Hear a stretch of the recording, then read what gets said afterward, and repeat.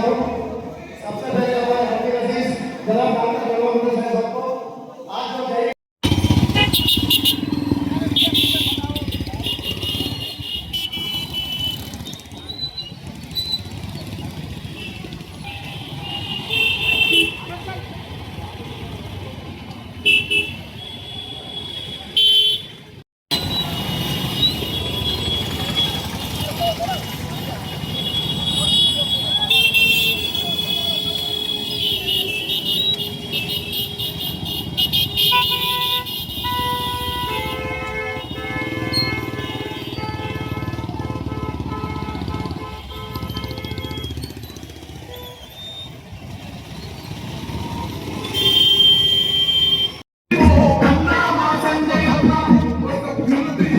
आगे साइड हटो पीछे हटो आगे पीछे हटो भाई साहब ए बाबू इधर इधर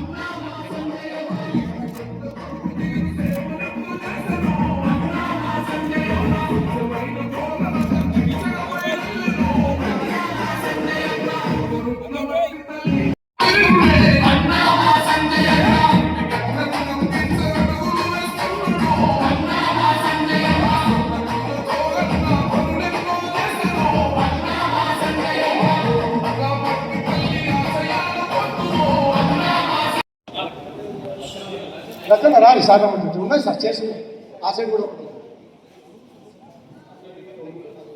రైట్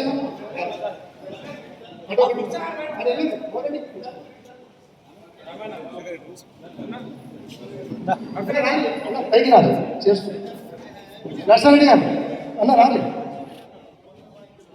और जो भी करेंगे अभी बीच में चेयर से या एक्स्ट्रा चेयर्स भी इधर डालने बैठ सकते हैं उमेर अजमत थोड़ा देर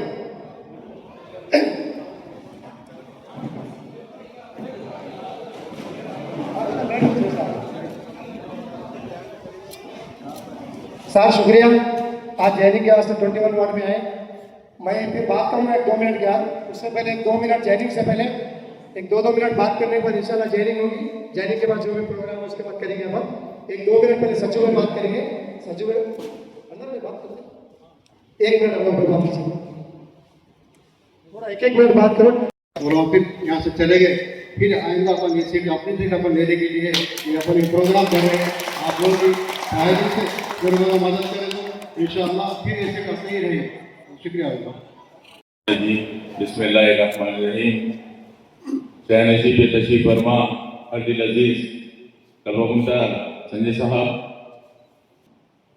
मुरली कौन सा साहब शाह नसीब तशरीफ फरमाइए आप जो पूरे बिलालपुरी के अंदर उन्होंने एक ऐसा वलवला पैदा कर दिए कि टीआरएस के अंदर आए उनको पूरी तहकीक करके सब चीज़ से मालूम करके इसके अंदर आए छोटा क्या काम कर सकता बोले तो छोटा हमारा है तो उम्र तोप है तोप अगर तोप को बाहर छोड़ा तो मालूम होना चाहिए कि कितना काम कर सकता हमारे एमएलए साहब ऐसी शख्सियत है उनके बारे में आपको पूरी तरीके से अंदाजा सबको ही मालूम है उन्होंने जो रात में दिन में इनके वालिद साहब कभी भी होंगे कोई से भी मसले के अंदर काम करते इनको पूरे तमाम कुर्मी के अवाम उनको तहे दिल से शुक्रिया और दिल से चाहते हैं क्योंकि जो उन्होंने जो कारनामे करे अब मैं अंदाजा नहीं लगा सकता पापुलर फ्रंट के 27 बच्चे जब अंदर गए थे इनके वालिद मोहतरम मैं 12:30 बजे रात को फोन करके बोलने के बाद वो छुड़ाए मामूली शख्सियत नहीं होती उनके काम के बारे में अंदाजा नहीं लगा सकते मुझे मौका देने का मैं शुक्रिया अदा करता हूँ నాయకులు ముఖ్య కార్యకర్తలు వేరే వేరే పార్టీల నుంచి టీఆర్ఎస్ పార్టీలో జాయిన్ కాబోతున్న సందర్భంగా ఇట్టి కార్యక్రమంలో ముఖ్య అతిథిగా విచ్చేసినటువంటి ఎమ్మెల్యే డాక్టర్ సంజయ్ యువ నాయకులుగా వారు చేసిన అభివృద్ధి పనులు అంటే అధికారం లేకుండా కూడా కొరుట్ల నియోజకవర్గం ప్రజలందరికీ నేనున్నా మీకు తోడుగా అధికారం లేకుండా కూడా ఎంతో మంది పొద్దున లేస్తే వైద్య సేవలు మొదలుకొని రాత్రి వరకు కూడా తను నేను మీకు అండగా ఉన్నా మీలో నేను ఒకటని యువకుడు ఎంతో మంచి పనులు చేస్తున్న మన ఎమ్మెల్యే గారి వారి పనులు చూసే మీరు జాయిన్ అవుతున్న సందర్భంగా మీ అందరికి కూడా స్వాగతం. ఇప్పుడు ఏదైతే మీరు జాయిన్ అవుతున్నారో మాకు దగ్గర ఎల్లిపూర్కు బిలాల్పూర్ బాగా సంబంధాలు ఉంటాయి. మీరు మంచి పేరు ఇక్కడ ఏదైతే జాయిన్ అవుతున్నారో రాబోయే స్థానిక ఎలక్షన్లో ఇక్కడ గులాబీ జెండా టీఆర్ఎస్ జెండా ఎక్కడం ఖాయమని మీ అందరికీ సపోర్ట్ ఎమ్మెల్యే గారి నాయకత్వంలో ఈ వార్డులో కూడా టీఆర్ఎస్ జెండా ఎక్కడం ఖాయమని సందర్భంగా తెలియజేస్తూ మీరందరికీ కూడా స్వాగతం సుస్వాగతం. జై హింద్, జై తెలంగాణ. పెద్దలకు అందరికీ నా యొక్క నమస్కారం. నిజంగా బిలాల్పుర అంటే టీఆర్ఎస్ అంటే బిలాల్పుర రెండు పర్యాలుగా మనం ఇక్కడ కౌన్సిలర్ కూడా టీఆర్ఎస్ జెండా ఎగరవేయడం జరిగింది. అన్ని ఇక్కడ అంతటికంటే కూడా కొత్త ఏరియా కొత్తది, ఇప్పుడిప్పుడే డెవలప్ అవుతున్న ఏరియా. ఆ ఏరియాలో గౌరవనీయ పెద్దలు ఎమ్మెల్యే గారు మన కల్వకుంట్ల విద్యాసాగరరావు గారు ఈ ఏరియాకు ఏది అడుగుతుంది, ఏది అడిగితే అది 10 సంవత్సరాలలో సీసీ రోడ్ అడిగితే సీసీ రోడ్డు, డ్రైనేజ్ అడిగితే డ్రైనేజు, ఇక్కడికి వెళ్ళి మన వేసుకోకుండా రోడ్ అడిగితే రోడ్డు, ఏది అడిగితే అది కాదనకుండా ఇచ్చి మన యొక్క ఈ బిలాల్పుర 21 వార్డును అన్ని రకాలు అంటే ఇంకెంతో కొంత బాగుండవచ్చు లేదని కాదు. ఎందుకంటే కొత్త ఏరియా కొత్తగా డెవలప్ అవుతున్న ఏరియా కాబట్టి ఎంతో కొంత బాగుండవచ్చు. కానీ ఈ 10 సంవత్సరాలలో పోయిన గత 10 సంవత్సరాలలో కొరుట్ల ఈ యొక్క టౌన్లో ఎక్కడ జరిగిన అభివృద్ధి ఇక్కడ జరిగింది. ఎందుకు అంటే ఈ ఏరియా అంతా కొత్తగా డెవలప్ అవుతున్నది. దీని మీద ఎందుకంటే 2-3 సార్లు కూడా వరదలు వచ్చినప్పుడు వాటర్ కూడా ఎక్కువ వచ్చినాయి. ఇక్కడ వరదలు వచ్చినప్పుడు కూడా ఎమ్మెల్యే గారు తిరగడం కూడా జరిగింది. అవన్నీ చూసి ఇక్కడ మీరు ఏది అడుగుతుంది ఇది లేదు అనుకుంటా ఇవ్వడం జరిగింది. ఇదంతా అయిపోయిన తర్వాత ఇప్పుడు ఒక 16-17 నెలలు అయితే ఇంకో గవర్నమెంట్ వచ్చింది.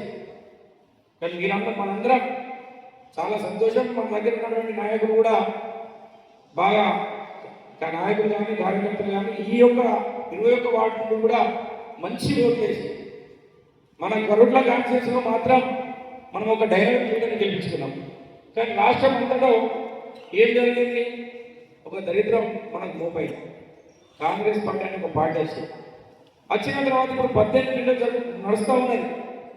గత సంవత్సరం గత ప్రభుత్వంలో మన అన్న ఎమ్మెల్యే లేకున్నా కానీ మన కుర్ట్ల మున్సిపాలిటీకి ఒక 40-50 కోట్లు తీసుకొస్తే కూడా ఆ ఫండ్ ఇప్పుడు రిలీజ్ చేయమంటే కూడా చేయని పరిస్థితి ఉంది. 40-50 కోట్లు తీసుకొస్తే ఆ ఫండ్ ఇప్పుడు రిలీజ్ చేయండి అంటే కూడా రిలీజ్ చేయని పరిస్థితి ఉంది. మరి ఏం చేస్తూ ఉన్నారు ఈ 18 నెలలు అంటే, ఈ 18 నెలలు ఏం చేస్తూ ఉన్నారంటే మాకంటే ఇంకా మీకు తెలుసు. ఏం చేస్తూ ఉన్నారు, వసూలు చేసుకోవాలి, ఇక్కడికి వెళ్ళి పోవాలి. ఎక్కడ పడితే అక్కడ వసూలు అందరూ చూస్తూ ఉన్నారు. ఇలా ఏడకుంటే ఆడ ఎవరి దగ్గర పడితే వాళ్ళ దగ్గర ఈ పనికి అని పోతే పైసలు ఇస్తే పని, పైసలు లేకుంటే పని లేదు. అదే టీఆర్ఎస్ గవర్నమెంట్ లేకుంటే పైసలు అనేది వస్తే ఎమ్మెల్యేగా నా దగ్గర రాకుండా అంటారు. కానీ ఇప్పుడు పైసలు ఇస్తే పని చేయాలి. మరి అప్పటికి ఇప్పటికి తేడా, అప్పుడు ప్రజల వద్దకే ఎమ్మెల్యే గారు కానీ ఆఫీసర్లు కానీ పనిచేస్తారు. ఇప్పుడు మనం వాళ్ళ చుట్టూ తిరిగిన పని పరిస్థితి ఉన్నది. ఇదంతా గమనించి ఇలా మీరందరూ ముందే ఉత్తేజవంతులైన ఇదంతా కరెక్ట్ కాదు, మనకు ఇంకా మునగక ముందే మనందరం తేరుకుందామని చెప్పేసి ఇక్కడ బిలాల్పుర సోదరులందరూ ముందే ఉత్తేజవంతులై ఇలా గౌరవనీయ పెద్దల ఎమ్మెల్యే గారి సమక్షంలో మేము కూడా బీఆర్ఎస్ పార్టీ కోసం పనిచేస్తాం, మీ ఎంటే మేము నడుస్తాం. ఇప్పటివరకు మా మోదీ చెప్పాడు, అధికారం ఉన్నా లేకపోయినా అధికారం అనేది ఎవరి సొంతం కాదు. ఇప్పుడే వస్తామని బండి అంటున్నారు, రాజకీయం అనేది ఎవరు సొంతం కాదు. వారు రాజకీయాలు కూడా చేయరు. వారి రాజకీయాలు కూడా అంత పెద్ద ఇది చెయ్యాలి ఇట్లా చేయాలనే ఆలోచన ఉండదు. మీ అందరికీ తెలిసే ఉంటే దాదాపుగా ఇక్కడ ఉన్న సోదరులందరికీ కూడా తెలిసే ఉంటారు. వారు నిజంగా హైదరాబాద్లో ఒక ప్రముఖ డాక్టర్, హైదరాబాద్లోనే ఒక పెద్ద డాక్టర్. ఒక 5-6 డాక్టర్ అంటే మేము చూసారో వారానికి ఒక డాక్టర్, పెద్ద డాక్టర్. వారి టైం కావాలంటేనే దాదాపు ఒక నెల ముందు మనం టైం తీసుకోవాలి. వారి టైం కావాలంటేనే ఒక నెల ముందు వారి టైం తీసుకోవాలి డేట్. వారు పొద్దున ఆ రూమ్లో కూర్చుంటే రూమ్ కూడా 20-30 మందికి టైం ఇస్తే 20-30 మంది ఆడికెళ్ళి కూర్చుంటారు. పొద్దున లేస్తే ఏసీలకి వెళ్ళి బయటకు వెళ్ళకుండా సాయంత్రం వరకు కూడా ఒక రోజు తన సంపాదనతో చెప్పాలి కానీ చెప్తా ఉన్నాం. ఒక రోజుకి ఆపరేషన్ చేస్తే వారు ఒక 3 లక్షల రూపాయలు తీసుకుంటారు. ఈజీగా ఒక 3 లక్షలు తీసుకొని వారు ఇంటికి వెళ్ళిపోతారు. మరి అవన్నీ తీసి పెట్టుకొని ఇలా రాజకీయంలోకి ఎందుకు వచ్చినాయి అంటే 10-15 సంవత్సరాలుగా ఇక్కడ టీఆర్ఎస్ పార్టీ ఎమ్మెల్యే విద్యాసాగర్ గారిని ఇక్కడ ఆశీర్వదిస్తూ ఉన్నారు. మరి నారా పెద్ద మనిషి అయ్యారు. అయిన తర్వాత మరి ఈ కాన్స్టిట్యూన్సీని వదిలిపెడితే మరి మమ్మల్ని ఇన్ని రోజులు ఆలోచించిన ఈ పబ్లిక్ కానీ కార్యకర్తలు కానీ ఏమైపోతారని వారు వైభోగాలన్నీ కూడా వదిలిపెట్టుకొని రాజకీయంలోకి రావడం జరిగింది. అదే సంపాదన ముఖ్యమనుకుంటే రాజకీయాలు అవసరం లేదు. వారికి సంపాదన ముఖ్యమనుకుంటే ఒక స్టేటస్కోప్ వేసుకుంటే నెలకు ఒక 15 లక్షలు సంపాదిస్తారు. స్టేటస్కోప్ వేసుకుంటే ఒక 15 లక్షలు సంపాదిస్తారు. అవన్నీ వదులుకొని ఎందుకు వచ్చినారు అంటే పబ్లిక్ సేవ చేద్దాం, పబ్లిక్ మనందు సేవా కార్యక్రమాలను నడిపిద్దామని చెప్పేసి వారు రాజకీయం ఉండడంలో పెద్ద జాబ్ మేళ పెట్టడం జరిగింది. ఒక జాబ్ మేళ పెడుతున్నారంటే ఏదో మామూలుగా జాబ్ మేళ పెట్టి పిలిచి పోయిన అనేది కాదు. దాని ఇంకా ఎంత పెట్టుబడి ఉంటుంది, ఎంత కష్టం ఉంటుంది అనేది ఆడ చేస్తున్నాం బాగా చేస్తున్నాం. ఇలా జాబ్ మేళ పెట్టగానే ఎమ్మెల్యే గారికి ఊళ్ళో వస్తుంది అట్లా కాదు. దాని వెనుక కొన్ని లక్షల ఖర్చు పెట్టాలి, కొన్ని వందల కంపెనీలు పిలవాలి, వాళ్ళందరికీ మంచి చెడ్డ చూడాలి. కాబట్టి అదంతా వారికి ఎందుకు అంటే పిల్లలందరికీ చదువు చెప్పాలి, చదువు అయిన తర్వాత ఉద్యోగం ఇప్పించాలి. ఉత్తర తెలుగు కాదు, ఉద్యోగాలు చేయాలి. నా కాన్స్టిట్యూన్సీలో ఉన్న ప్రజలందరూ కూడా పిల్లలందరూ కూడా ఎవరు కూడా ఉత్తరం ఉండదు, ఉద్యోగాలు చేస్తే వారి భవిష్యత్తు బాగుపడుతుందన్న ఒక సంకల్పంతో ఇవాళ మన జాబ్ మేళ పెట్టడం జరుగుతుంది. మీరు అందరూ చూసి ఇక్కడ మన దగ్గర ఎన్నో వైద్య శిబిరాలు ఎమ్మెల్యే కాకుండా ముందే ఎన్నో వైద్య శిబిరాలు కూడా పెట్టడం జరిగింది. నిజంగా ఇంకా చెప్పుకుంటూ పోతే ఇలా సాయంత్రం దాకా సాధారణ పెద్ద ఉండదు వారు చేసిన సేవలు ఎన్నైనా చెప్పచ్చు. ఇవాళ గవర్నమెంట్ ఉన్నా లేకున్నా కానీ మినిస్టర్ల దగ్గరికి పోయి సీఎం అది మన కోసం సీఎం గారి దగ్గర కూడా పోయి మా కాన్స్టిట్యున్సీకి పని కావాలి, మా కాన్స్టిట్యున్సీ ఈ రకంగా డెవలప్ చేయాలని ఒకటే సంకల్పంతో పొద్దున చేస్తే కాన్స్టిట్యున్సీలో కనబడుతుందో సాయంత్రం చేస్తే హైదరాబాద్ కనబడుతుంది.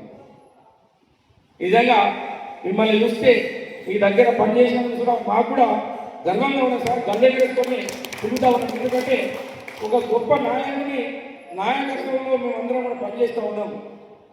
మా గవర్నమెంట్లో పోవచ్చు, మమ్మల్ని ఇబ్బందులు గురి చేస్తూ కావచ్చు, అయిన పరిస్థితులు ఇంకా 2 సంవత్సరాలు ఏమున్నాయి, 2 సంవత్సరాలు గడిచింది, ఇంకా 2 సంవత్సరాలు చేస్తారు బాబు అంటే అంతే చేయండి. ఇంకా 2 సంవత్సరాలు ఎంత ఇబ్బంది పెట్టండి. అయినా కూడా భయపడేది లేదు, ఇంకా పోయేది లేదు. ఏదున్నా సంజయ్ నిండా నడుస్తామని చెప్పేసి ఇలా విలాల్పుర యువకులు నాయకులు పెద్దలందరూ కూడా ముంగడికి వచ్చి వారి ఆధ్వర్యంలో ఉమ్మడి గారి ఆధ్వర్యంలో ఇక్కడ జాయిన్ అయినందుకు బీఆర్ఎస్ పక్షాన ఎమ్మెల్యే గారి పక్షాన మీ అందరికీ కూడా ప్రత్యేకమైనటువంటి కృతజ్ఞతలు తెలియజేస్తూ మీరందరికీ బీఆర్ఎస్ पार्टी इन्हें क्या है उधार का सीएम है। अभी तो 3-4 लोग तो महीने का उधार पैसा है वो।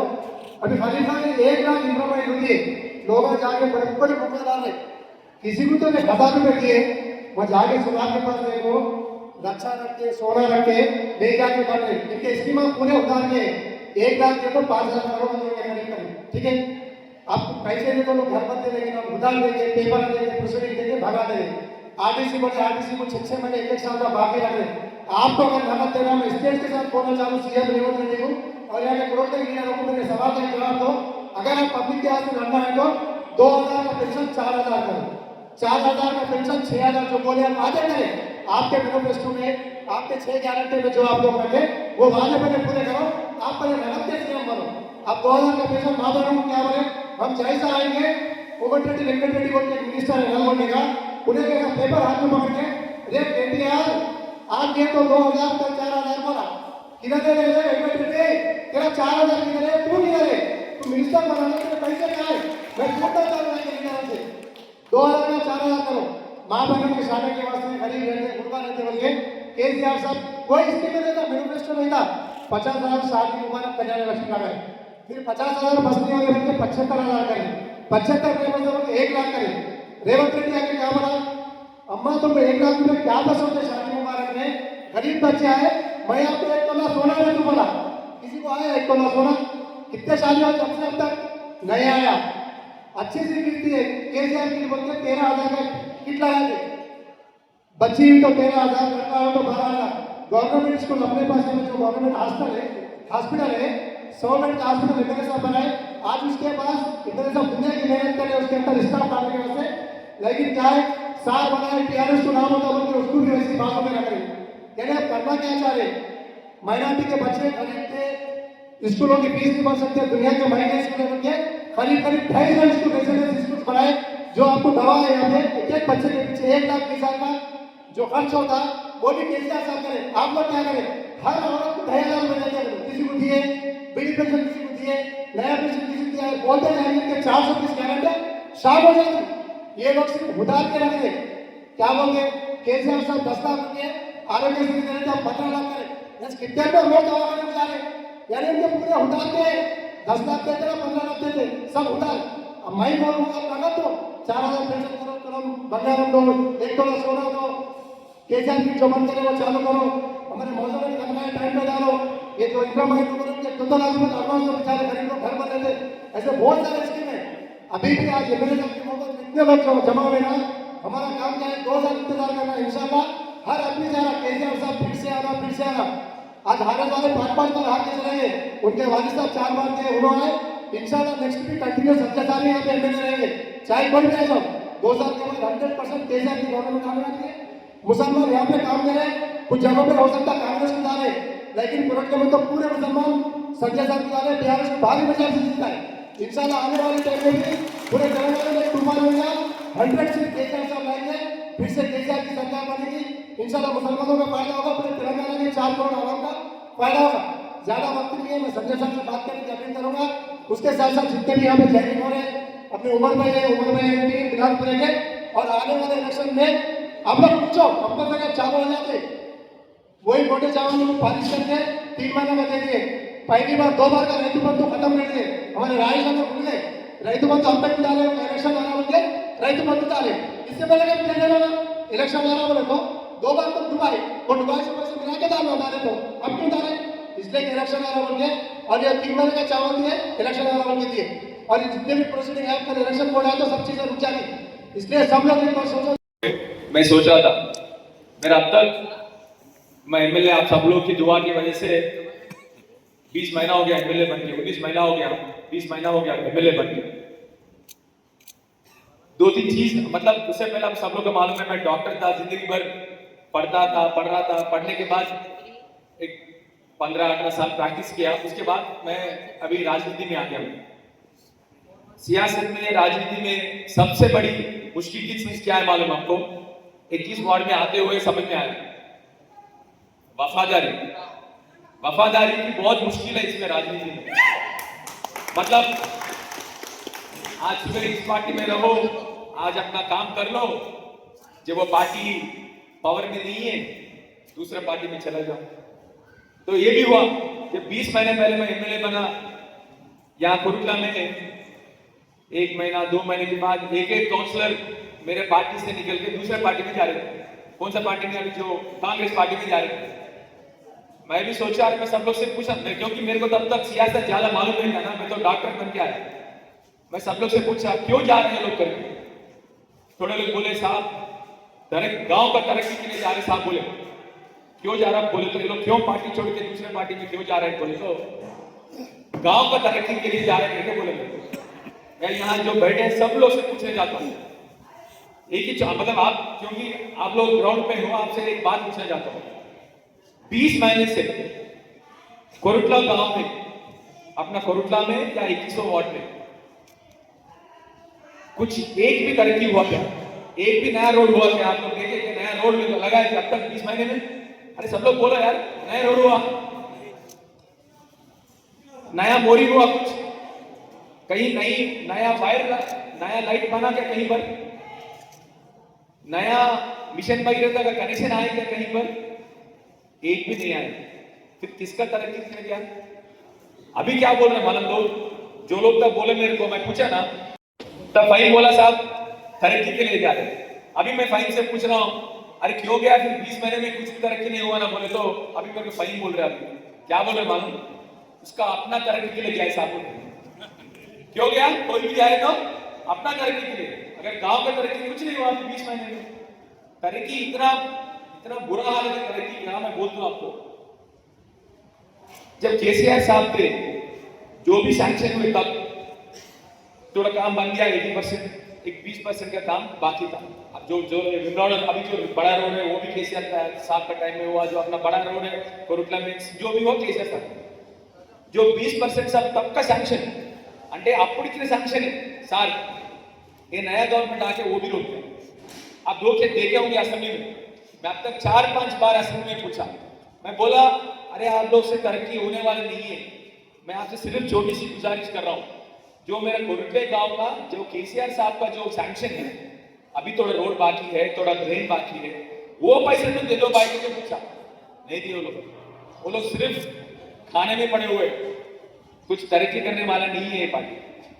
आप सब लोग से छोटी सी गुजारिश है, आप सोचिए एक बार, केसीआर साहब आने से पहले यहाँ बुजुर्गों भी है 70 साल, उसमें 55 साल कांग्रेस था, 15 साल तेलुगुदेशम पार्टी था, यहाँ तेलंगाना में या आंध्र प्रदेश में। आप लोग एक ही बात सोचिए, आप 70 साल जो अभी जो पंखा घूम रहे हैं अभी, आप बुजुर्गों से पूछे, नौजवान लोग पूछना, बड़े लोग से, 70 साल हमारे कोरुटला गांव में कभी भी 6-7 घंटे से ज्यादा करंट ही नहीं था। 6-7 घंटे से पहले, जो नौजवानों को मालूम नहीं है, क्योंकि आप लोग जब से आप लोग पैदा हो गए तब से करंट केसीआर साहब आ गया, तब से पूरा 24 घंटा करंट मिल रहा। 70 साल ये लोग करंट भी देने पर, करंट को छोड़ो पीने का पानी भी नहीं दिए लोग। यहाँ कोरुटले गांव में समर के टाइम में तो पानी नहीं रहता था। इतनी बुरी सी गवर्नमेंट थे वो लोग, मतलब वो लोग का सोच इतना छोटा था। वो लोग सोचते थे हर रोज एक बार गरीब करो। कांग्रेस पार्टी का एक रूल था, गरीब को हर समय गरीब को थोड़ा थोड़ा देते रहना, पूरा ज्यादा मत देना। आप पूछे किसी से, आप घर में अभी बहुत लोग अम्मी लोग बीड़ी बनाते हैं ना, केसीआर साहब आने से पहले 70 साल बहुत लोग बीड़ी बना रहे थे आगे कोरुटला में, 1 रुपए भी नहीं देते थे बीड़ी लोगों को। केसीआर साहब आने के बाद 1000 रुपए, फिर 2019 में जब हम लोग सेकेंड टाइम गवर्नमेंट में आए 2000 रुपए बनाए। बुजुर्गों को 2000 रुपए पेंशन दिए केसीआर साहब आने के बाद। जो हैंडीकैप विकलांगों को 4000 पेंशन दिए थे केसीआर साहब आने के बाद। 24 घंटा करंट मिला, अच्छा सा पीने का पानी मिला, ये सब भी केसीआर साहब आने के बाद। आज भी बोल रहा हूं मैं आप लोग को, आप लोग को मालूम होना, छोटा सा बात बोल दूं, हम लोग जब पानी पीते हैं ना, गोदावरी का पानी पीते हैं हम लोग। 70 साल गोदावरी यहीं से जाती, मालूम है ना आपको, मल्लापुर बालगोंडा से जाती गोदावरी। अपना पानी जाके डायरेक्टली आंध्र लोग पीते थे, यहाँ पर आप लोग को पानी नहीं मिलता था।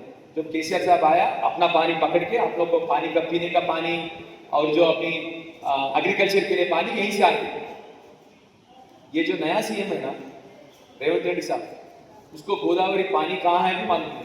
इतना बुरा हालत का आदमी अभी इस स्टेट का मुख्यमंत्री हो गया। परसों उन्हें पूछ रहा था कि गोदावरी के ऊपर एक प्रोजेक्ट में था, देवांतुला प्रोजेक्ट कहते रहता अपना गोदावरी के ऊपर।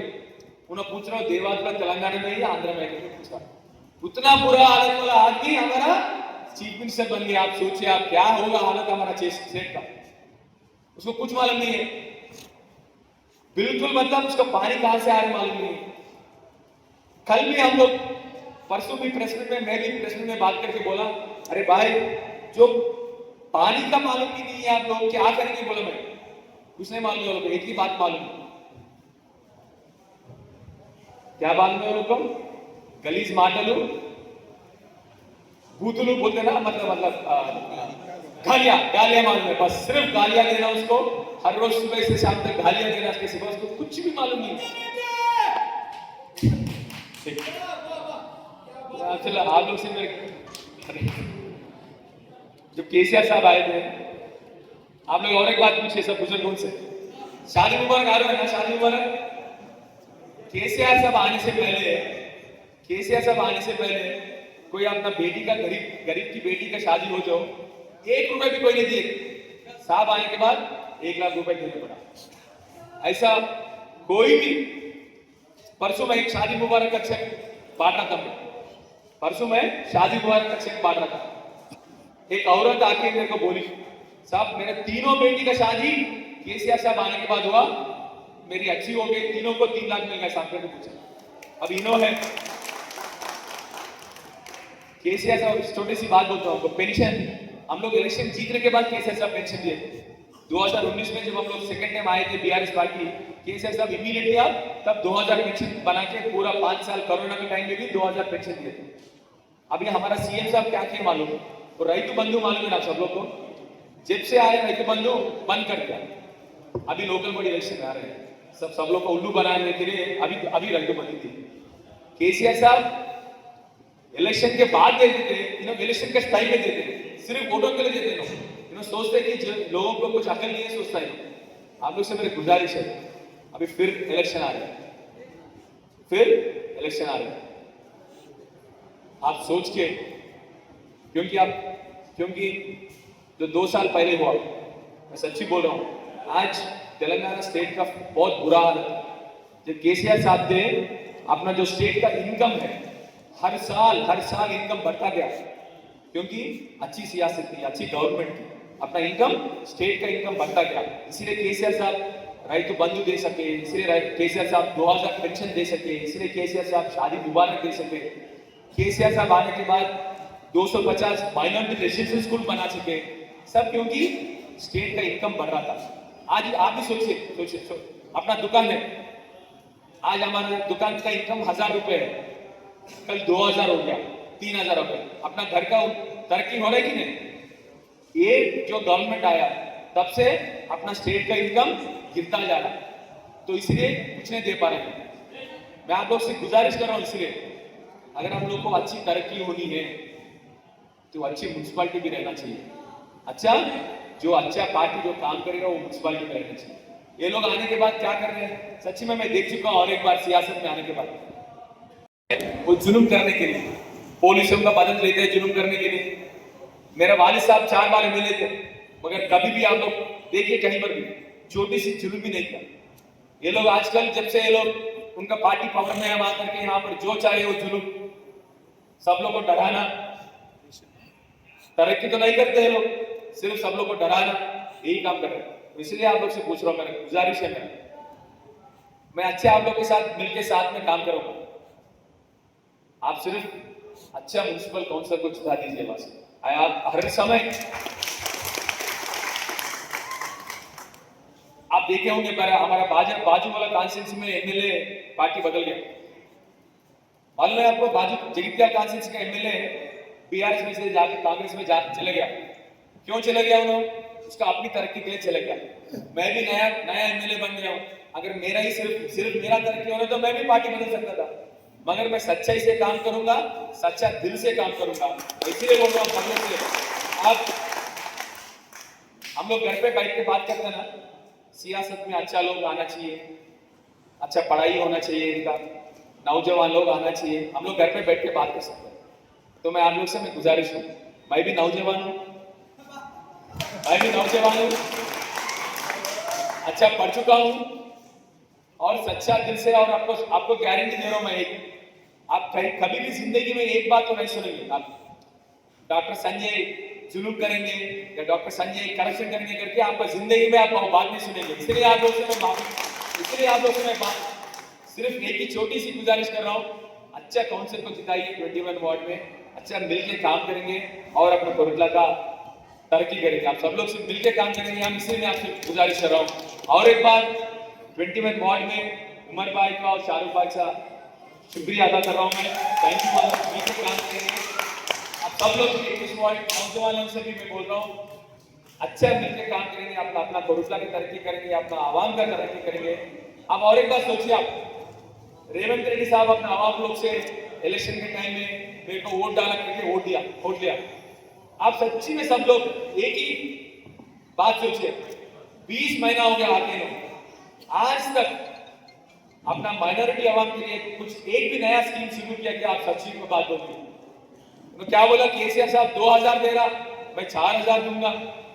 2020 ठीक से नहीं दे रहा हूँ, जो केसीआर साहब 2000 पेंशन दे रहे थे वो भी ठीक से नहीं दे रहा हूँ। अपना जो माइनॉरिटी रेसिडेंशियल स्कूल है बुरा हालत में है, जब से आ गया बुरा हालत में माइनॉरिटी स्कूल। शादी मुबारक पेंडिंग में है, अभी 1 साल हो गया शादी मुबारक भी पेंडिंग में है। ऐसे आदमी अभी हमारा राष्ट्र का सीएम बन गया। इसलिए आप सब लोग से गुजारिश कर रहा हूँ, जब केसीआर साहब थे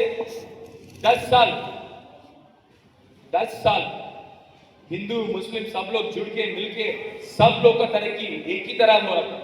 जब से आया किसी का तरक्की नहीं हो रहा, जब से आया किसी का तरक्की नहीं हो रहा।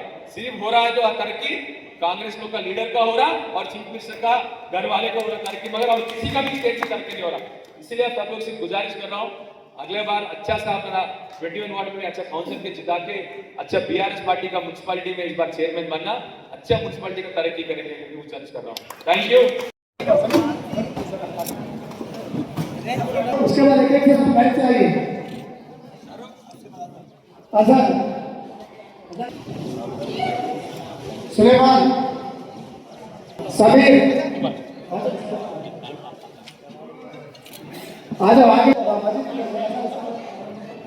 समीर इमरान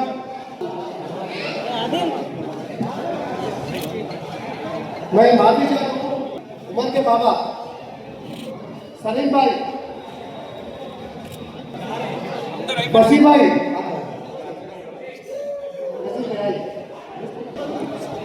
शोएब, मुजाहिद भाई,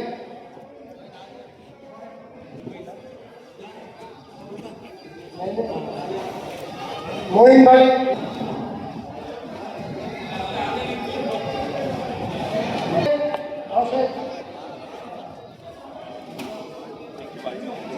मज्जू, आसिफ भाई,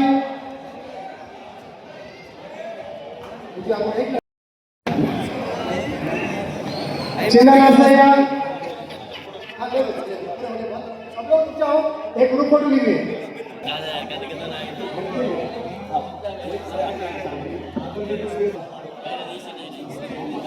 मुकेश भाई साथ के साथ ग्रुप फोटो लीजिए, सब लोग रुको। अपन जल्दी आओ, चलो ना, चलो। इमरान, एमडी इमरान, चलो आ जाओ, सब लोग आ जाओ।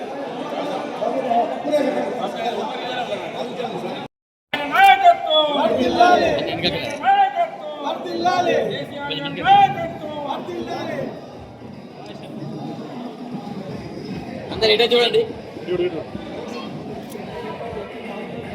ఏ బాబు ఆటో తోడ పీछे ఆటో